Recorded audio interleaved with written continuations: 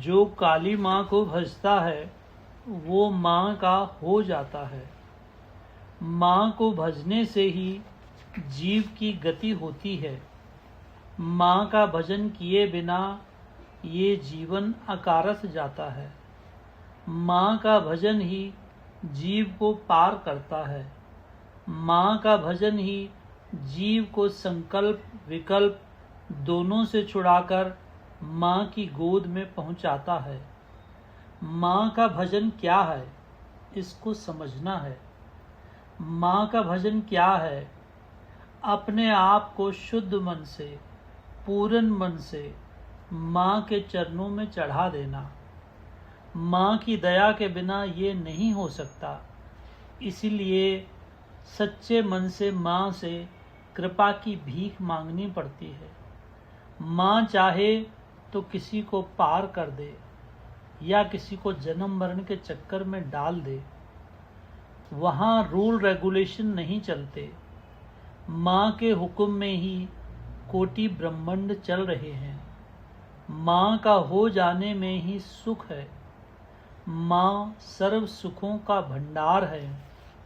जो माँ का हो जाता है उसको इस जगत में कोई कमी नहीं रहती, आगे भी नहीं रहेगी।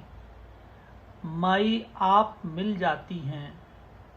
माई का हो जाने में सारे बंधन सारे कलेश कट जाते हैं। माई का हो जाने से जीव निचले जीवन से उठ जाता है, लोअर लाइफ से उठ जाता है।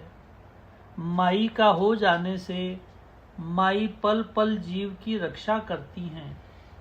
माई का हो जाने में ही जीवन का सच्चा आनंद है। माँ का हो जाना ही माँ का बच्चा बन जाना है। माँ का हो जाने से जीव मुड़कर गर्भ में नहीं आता है। माँ का हो जाने से जीव अनंत पावन पवित्र गोद में सदा के लिए समा जाता है। माँ ही सब कुछ है। माँ को जानना ही माँ का सचमुच भजन है। माँ को जानना ही सबसे बड़ा भजन है। माई ही सब कुछ है, उनको जानना ही सबसे बड़ा भजन है। माई माई कहते तो सब हैं, किंतु पहचानता कोई नहीं है। पहचानता वो ही है जिस पर उनकी दया होती है।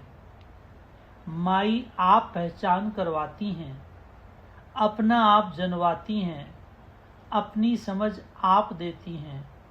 तब जीव को जान पड़ता है कि माई की दया क्या है, माई की करुणा क्या है, माई का आनंद क्या है।